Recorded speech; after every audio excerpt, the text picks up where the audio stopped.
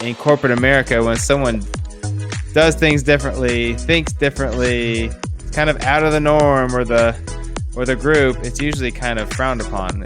I've been there in the, corporate America, where you're a little different than maybe the group was. Yeah. Let's kind of break that down into two separate areas. When you talk about children, one of my huge passions is bringing up children in the right way. Okay? Yeah. One of the common things that people do, and they tend to do this a lot in the management field, so they can't automatically adapt to children, is explain things to them.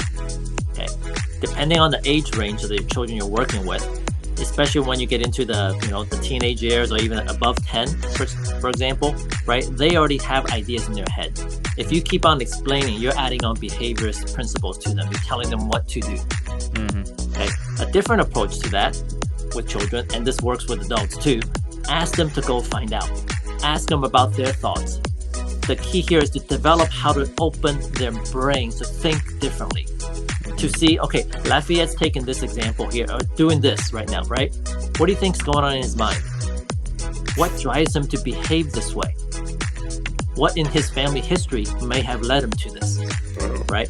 Get people to see beyond their actions instead of you explaining to him. So they may go and say, okay, I have a little project from mom and dad.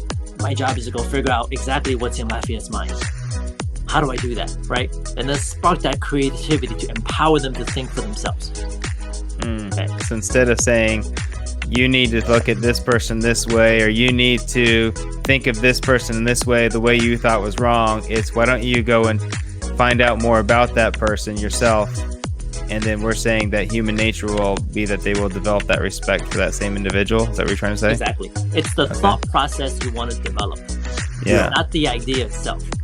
The idea will always come and go, but it's the thought process will stay, right? In the best situation, your children or people that look up to you, that you talked about respect for others, right? People you look up to, you will easily say, what would my dad do in this situation the next time he faces something?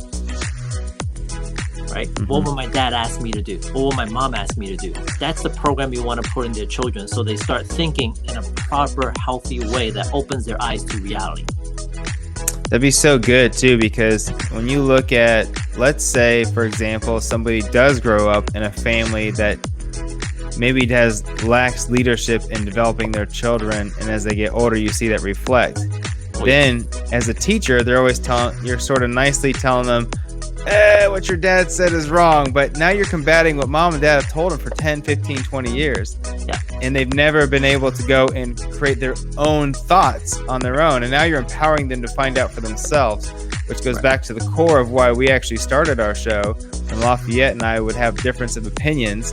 We actually just talked over lunches and stuff and realized our differences of opinions are actually come from just experiences, which is fine, but we actually wanted the same or very similar results. We just saw them from different perspectives.